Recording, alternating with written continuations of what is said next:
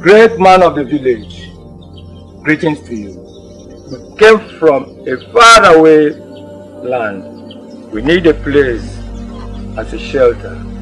Do you know Aklika? Aklika. Let's eliminate him. You know what? I have my own plans.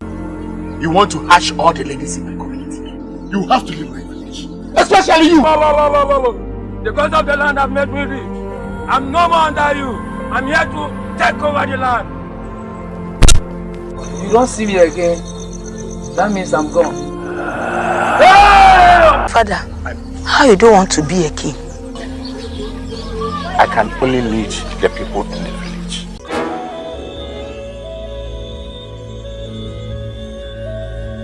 Hey!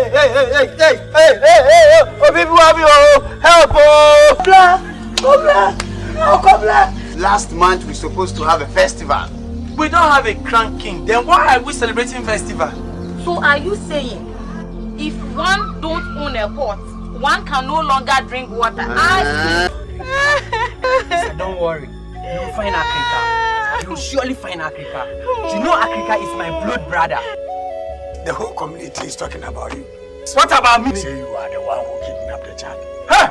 Haven't you heard about what is going on in this village? About Akrika missing? Yes, Akrika. This is really strange. That guy has been missing for some days now. Into my land, begging for a place to lay your head. And I accepted you and gave you a place. Now you are okay. You were looking for a farmland to farm. I gave you some. To farm and feed yourself. Now it is because of gossip that the crab lost his head. And that's the sense. Yes, the sense. Hey! Eboka, look at Apollo these days.